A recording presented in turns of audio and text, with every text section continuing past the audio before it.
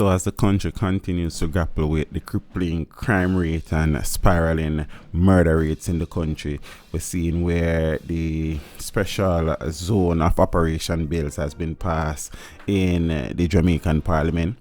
Soldiers have always accompanied members of the JCF in joint operations, but as the crime rate gets out of control, we're seeing where more soldiers are being deployed in hotspots across the country. So the military is out.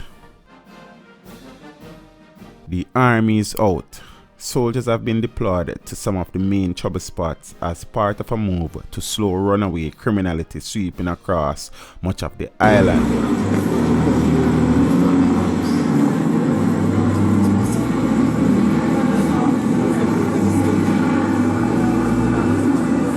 Right now, we have a tense situation in Denham Town and Tivoli Gardens as rival gangs grapple for ownership and control of turf in West Kingston.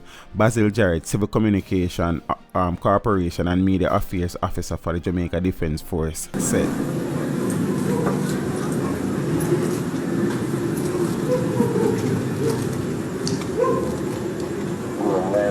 Jarrett said that both the police and the soldier have troops strategically located in key hotspots across the country, acting as a buffer between rival gangs that are out to destroy each other.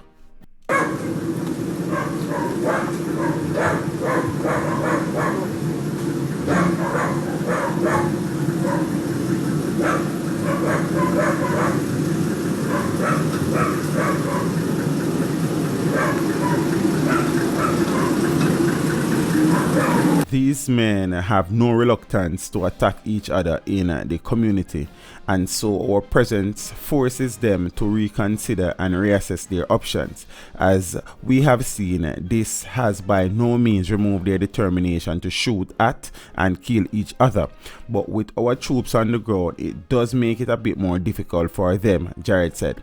According to Jarrett, the presence of the security forces in the communities has not only compromised the activities of the rival factions, but has also led to frequent contact between soldiers, police, and criminals.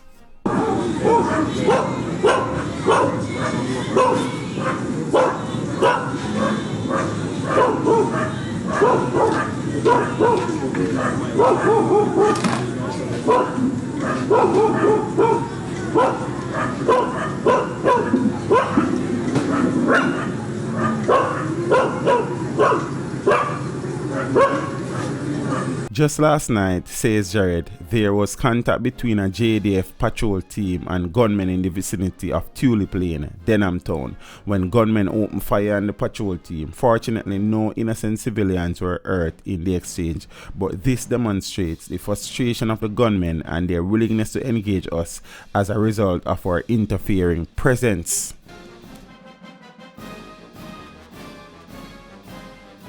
So as the government try to put a dent in criminality and the runaway murder rate in the country, we're seeing where joint operations between the JCF and JDF has been reaping success.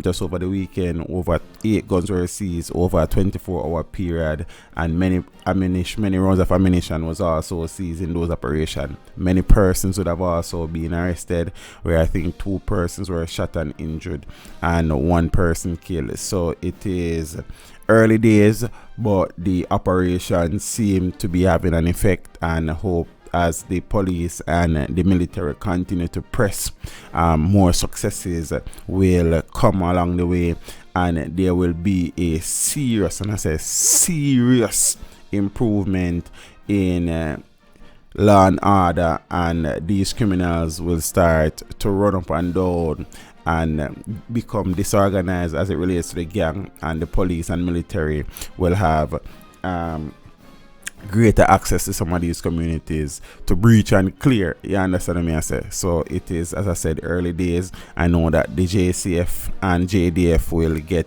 increasing power of operation as a result of the special zones of operation bill being tabled and passed in the House of Representatives. So we'll see how that develops. We just hope that the members of the JDF and JCF execute their duty with the highest level of integrity and professionalism, and I know that in these situations lives will be lost. Hopefully there will be no lives lost on the side of the security forces, and any life that is lost on the side of civilians, may it be criminal elements. So that is my hope. So as the push and drive continues, I wish the security forces all the best, and I hope they have significant success in their fight against the scourge of crime currently washing this nation, Jamaica, land we love. All the best, guys.